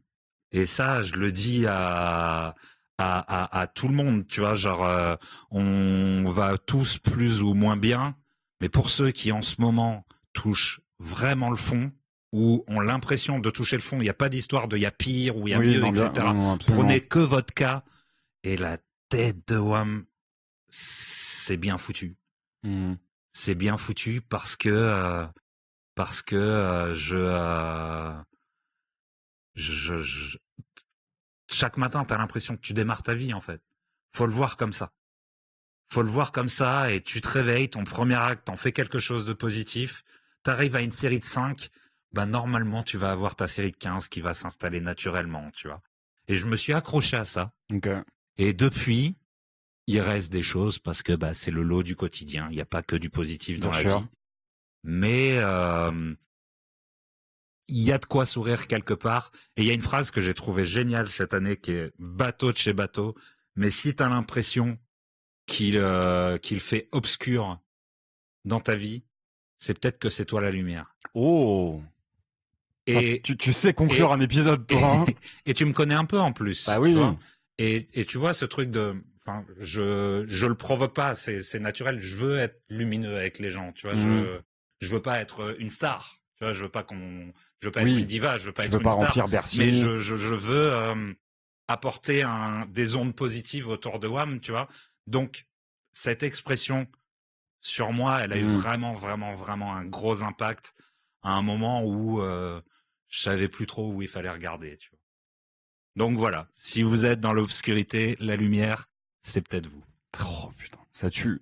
Je vais en parler à ma psy dans 2 jours de ça. Hein. Bah écoute, merci beaucoup. De rien. Tu peux à ton tour piocher 3 questions. Ok. La célébrité que tu aurais aimé rencontrer. Bah, j'ai déjà souvent répondu à cette question, mais là il y en a une que j'ai envie de rencontrer. Mec, le gars qui a fumé le CEO de Health Insurance à New York. Eh oui. Ah, juste que je le félicitais. Hein. Mais ce serait quoi ta première question? Mais je crois que... Si t'as une question à lui poser. Oh putain, c'est une bonne... Quelle première question je lui poserais Je crois que j'aurais même pas de question à lui poser, j'aurais juste envie de lui dire bravo, en fait, parce que ça, le fait qu'on ait retrouvé, tu vois, le fait qu'il ait gravé les balles avec un message politique, le fait que visiblement il avait prévu de lui balancer des billets de Monopoly, ce qui est en termes de symbolique archi fort, qu'il soit parti en vélo, enfin, juste j'ai envie de lui dire bravo, enfin, mec, c'est et on pourra me dire que je suis un bandeur d'action directe ou un bandeur de, mais enfin, faut voir le bien que ça fait à des gens en fait sur Internet et on n'a pas arrêté d'en parler tout au long de l'épisode. On est dans une période merdique politiquement. On a vraiment l'impression que les gentils vont pas gagner et que si on doit tous crever pour 1 milliard de plus, ils nous feront tous crever pour 1 milliard de plus. De voir qu'ils sont pas inatteignables en fait et que on peut toujours vous faire peur. Et il est là le souci en vrai, c'est que ils ont tellement réussi à nous faire croire qu'on doit avoir peur d'eux. Ouais. Que donc j'avais cette conversation hier au sujet du travail et tu sais ce concept de attends mais il est 18h, comment ça se fait que tu pars? Et tu sais les gens disent ah non mais tu lui réponds moi je finis à 18h et ça s'arrête là. Sauf qu'il y a la journée de demain aussi à taper. Bah ouais. Tu vois, et c'est ça que les gens, c'est facile de dire, bah non, je finis à 18. Oui, mais t'es pas là demain, t'es pas là après-demain, t'es pas là après-demain. Mais en vrai, on devrait un peu arrêter d'avoir peur. Ouais. Parce que ce qui me fait encore un peu mal, c'est de me dire que ces gens qui instaurent la peur chez beaucoup d'entre nous sont des gens qui ont plus peur que nous. Peut-être. Qui se cachent très très souvent derrière cette supériorité pour essayer de sauver leur godasse, tu vois. Et au bout d'un moment, peut-être de ça, ouais. Ça pourrait craquer. Mais donc, ouais, je pense que je le rencontrer pour lui dire merci. Et si je devais lui poser une question, je sais même pas si je lui pose. Tu vois, si je me disais peut-être lui poser une question sur ce qui l'a poussé à faire ça. Mais est-ce que le fait qu'il soit sorti de nulle part, qu'il y ait clairement un but politique derrière, mais qu'on n'en sache pas beaucoup plus, c'est pas aussi ça ce qui fait la beauté du geste Il se fait choper derrière? Il s'est pas encore fait choper. Il s'est pas encore fait choper. Moi, la question que j'y poserais, c'est qu'est-ce que t'as mangé après? Excellente question. Oui, exactement. Tu vois ce que je veux dire? Voilà. Voilà. Qu'est-ce qu'on mange après avoir fait ça? Qu'est-ce qu'on mange après avoir? Ouais, vas-y. On y va? On y va. On y va tout de suite. Mec, tu grailles quoi après ça, en fait? Qu'est-ce que tu bouffes? Genre, le comportement classique. Ouais. Où est-ce que t'en es par rapport à ça, quoi? C'est, très bien, ouais. Non, Ouais, j'ai été m'acheter des clopes. Et puis, Oui, bah voilà. petite salade César. Ce serait génial. Deuxième question, Attends, mon toi, bon. toi, quelle célébrité t'aurais aimé rencontrer? Nelson Mandela. Mhm. Ouais. Sans beaucoup plus de conviction de ça, mais proximité, Afrique du Sud, Réunion, Bien sûr. déjà. Et pour moi, c'était dans mon histoire d'enfance un personnage beaucoup plus important Ok, que beaucoup d'autres. d'accord. Donc voilà, Nelson Mandela. Quel pays t'a le plus marqué dans tes voyages, mon bon? La Belgique. Ah ouais? Ouais. Alors, C'est vrai que c'est assez incroyable. moi, je suis pas un énorme voyageur. Mhm. Mais à côté de ça, j'ai beaucoup voyagé grâce à mes parents. Ok. Mais genre organiser un voyage, c'est vraiment un truc Ouais. qui me plaît pas et surtout c'est mettre de l'argent dans un voyage où j'ai vraiment beaucoup de mal et en plus là, ça va faire quelques années que je vivote Ouais. plus qu'autre chose. Donc mettre de l'argent de côté pour Ouais. un voyage, c'est vraiment pas mon truc. Mais donc, tu vois, je suis allé à New York, je suis allé à Marrakech, je suis allé à Venise. Je fais Tout de même. Oh oui, non mais grâce à mes parents. À côté de ça, grâce Mhm. à ma mère, j'ai beaucoup voyagé Mhm. étant jeune. Et c'est peut-être que j'ai pris l'habitude aussi qu'on organise les voyages pour moi, qui fait que je voyage moins maintenant. Mais tu vois, à côté de ça, ma petite sœur voyage énormément, alors qu'en soi, on a vécu le même truc. Mais ouais, je trouve que la Belgique, c'est vraiment trop cool. Enfin, que ce soit Bruxelles, que ce soit Bruges, c'est vraiment un pays que j'aime beaucoup. J'aime beaucoup les C'est Belges. un très très beau monde. La scène musicale belge est folle. Ouais. Donc ouais, non, j'aime Ouais, je suis assez d'accord. vraiment beaucoup ce pays. Le Et climat, quoi. après, ce qui m'a marqué négativement, c'est l'Angleterre. Ah ouais? Ah ouais, je suis allé à Londres 2 fois dans ma vie et c'est 2 fois où je dirais pas que j'ai détesté, j'ai pas passé un mauvais moment, mais c'est vraiment pas une ville et c'est vraiment pas un pays qui m'attire. Je pense que c'est lié aussi au fait que j'ai un gros attachement avec l'Irlande. J'aime Ok. Ouais, beaucoup ouais, l'Irlande ouais. et j'ai un peu ce réflexe, ouais, un peu anti-impérialiste de dire mais nique sa mère l'Angleterre en fait. Je suis avec Ouais, je suis ouais, en fait, je suis du côté. t'as choisi ton camp. C'est ça, j'ai choisi mon camp et mon camp c'est l'Irlande. Hum, Donc hum, hum, hum, hum. l'Angleterre, je me sens forcément Ouais, un bah peu, oui, j'ai oui, un oui, peu bien sûr. l'impression d'être chez l'ennemi en fait. Ouais, je conçois. Toi, c'est quoi le pays qui t'a le plus marqué? Je me suis pas mal fait avoir par le Danemark. Ok. Il y a, alors c'est assez surprenant ce que je vais dire, parce que c'est du ressenti là, mais au niveau du mood, Mhm. tu vois, même le vent frais, le rideau bleu. Alors j'ai pas la On ref. parlait du rideau bleu tout à Oui, oui, l'heure, oui. voilà. Et non, mais vraiment, il y a un mood là-bas où dans l'air, c'est une des rares fois où je me suis senti comme à La Réunion. Ok. Alors que oui, en termes de climat, ça doit pas être le même bail. Rien à voir. Rien à voir, mais vraiment, ça, j'ai eu ce truc qui s'est installé sur moi, quoi. Donc ça me l'a fait là-bas, et ça me l'a fait aussi à Venise. Mhm. Sauf que bon, Venise, il y a du monde. Ouais, c'est un peu un parc d'attractions. C'est Voilà, très très beau. exactement, exactement. Mais vraiment, j'ai adoré le Danemark. Ok. Tu recommandes. Après, faut quand même vérifier si c'est pas un peu des mythos, parce que les 2 fois où j'y étais, 3 fois où j'y étais, il a fait beau. Mhm. Et 3 fois, ils m'ont dit, vous avez trop de chance, vous êtes tombé sur la seule semaine où il fait beau. 3 fois de suite. J'ai l'impression qu'on se fout de ma gueule. Est-ce que c'est pas toi qui ramène le soleil? C'est peut-être ça. Hein. C'est toi. Si t'es dans C'est peut-être ça. l'obscurité, Hein. Exactement, c'est peut-être moi la lumière. c'est que c'est toi la lumière. Mais non, je refuse de jouer le rôle du soleil, par contre. D'accord. Icar, tout ça, là. Hein, on va aller. C'est un peu ouais. Ouais, doucement. À quelle chose imaginaire croyais-tu quand tu étais enfant? C'est bien, on enregistre ça en période de fête en plus. Mmh. Je crois que j'ai pas trop cru au Père Noël, parce que j'ai Ok. pas souvenir de ne plus croire au Père Noël. Mhm. Donc ça doit être, j'ai pas dû y croire. Je crois que j'ai pas cru à. Si, je crois, j'ai dû croire au mérite et à la méritocratie, un truc dans le genre. Ouais. C'est la seule réponse un peu intelligente que je peux avoir. J'ai dû croire à la méritocratie à un moment et au fait que Mais si. ça, j'ai eu du mal à y croire. Hein. Moi, je donc, suis de la catégorie peut mieux faire. Ça, c'est terrible aussi à l'école. Peut mieux faire. Oui. Non mais là, je suis de cette catégorie aussi. Hein, Ouais. Mais c'est pas. En fait, je vois le côté. Mais ça va le pousser à faire plus. Sauf qu'un enfant, il le reçoit pas du tout comme ça, Non. cette information. Il le reçoit en mode, j'ai tout donné et vous m'épuisez encore. Donc au final, l'enfant se rabaisse. Ça, c'était terrible. Donc il n'y a même pas la méritocratie dans le peut mieux faire.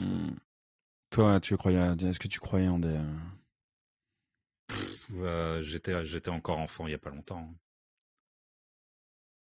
Et croire que on peut se passer du négatif est possible.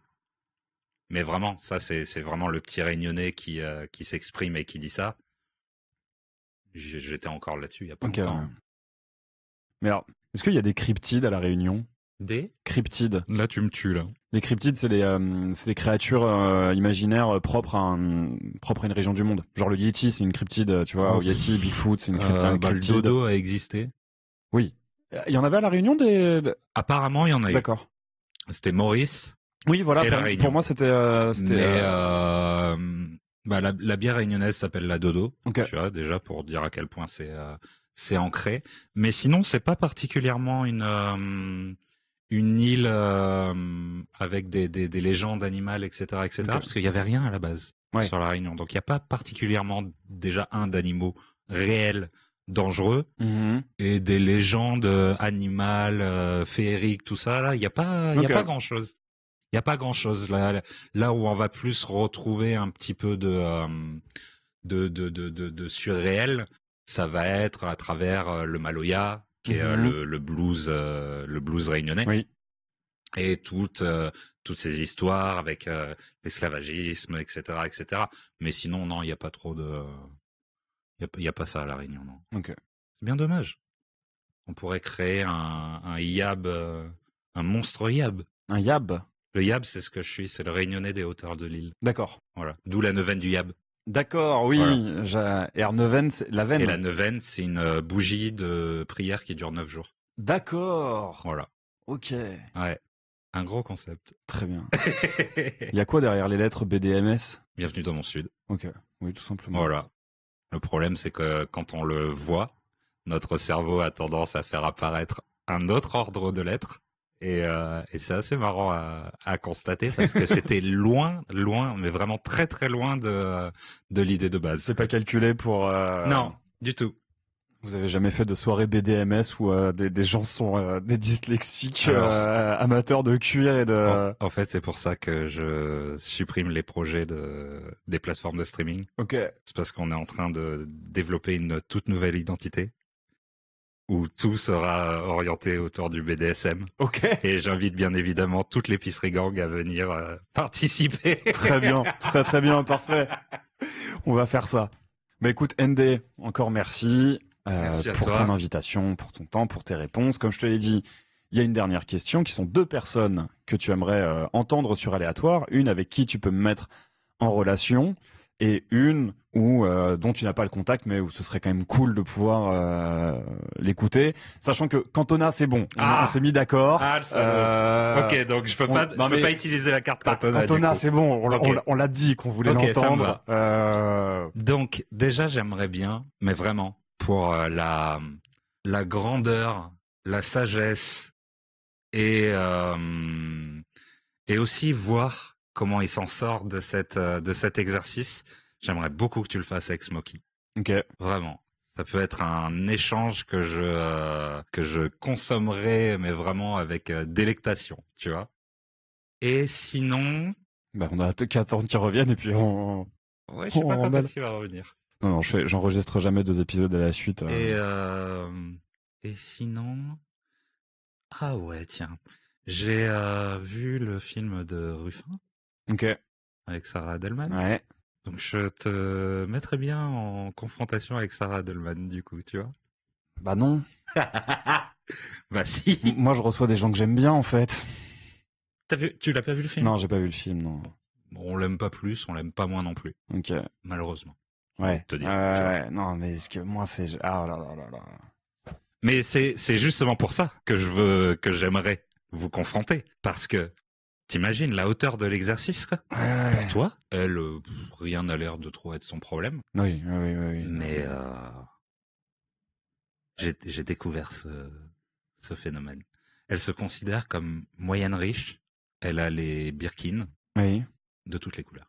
Oui, bah oui, c'est comme tout moyen riche. Comme tout moyen riche, enfin, j'ai envie de te dire, non mais. Donc voilà, j'ai pas fini de vouloir découvrir cette personne, donc Ouais. j'aimerais bien que Ah, mais tu m'aides à creuser. Je crois que je suis trop schlag pour qu'elle accepte, hein. Enfin. On ferait, ouais, écoute, hein, je sais pas si je vais le tenter, mais je peux tenter Je tenterai. Je peux tenter un truc. Peut-être qu'on arriverait à la changer radicalement, elle rejoindrait l'épicerie gang. Non, c'est foutu. Non, c'est foutu. Justement, après avoir vu le film, non, y a rien. Y a rien. Ils ont tenté de manière radicale. Et c'est pas nous qui allons y arriver. C'est... Mais attention à Sarah Delman avec un t-shirt épicerie gang quand même. Je revends la marque le lendemain. Ah bah oui, ah bah là, c'est oui, fait. c'est fait. Et bah très bien, ça marche. On va y réfléchir. Encore une fois, merci. Où est-ce qu'on peut te retrouver donc? Comment écouter comment écouter la prune? Où te suivre? En fait, on va parler de cette simplicité, cette fluidité, cette épicerie gang façon de voir les choses. Mmh. Demandez, c'est un DM, ça coûte rien, on est personne, on a exactement le même comportement que beaucoup de gens, c'est-à-dire tu demandes, on te donne. Mmh. C'est simple. N'ayez pas peur de demander, n'ayez pas peur de faire la démarche, et c'est tout. Et c'est tout, ça s'arrête à ça, quoi. Parce que si déjà, avec des gens comme nous, on se crée des limites, eh ben putain. Qu'est-ce que ça va être pour les autres? Ouais, voilà, c'est ça, quoi. Donc voilà, ça peut être par Insta, ça peut être par Twitter, ça peut être... C'est déjà bien. C'est déjà bien. C'est déjà bien, ouais. Donc je mettrai l'Insta et le Twitter en description. Exactement. Pour t'envoyer des DM. Et quant à vous, chers auditeurs et auditrices, vous pouvez toujours retrouver Aléatoire sur Instagram. Il n'y a pas d'autre plateforme. Avec @aléatoire_s. Et je vous dis au prochain épisode. Bye bye. Merci d'avoir écouté Aléatoire. J'espère que cet épisode vous aura au choix ému, fait rire, appris des choses ou les trois en même temps. Si vous voulez soutenir le podcast, vous pouvez en parler autour de vous, le partager sur vos réseaux ou encore lui donner 5 étoiles sur la plateforme d'écoute de votre choix. À très vite pour une nouvelle rencontre et laissez-vous surprendre.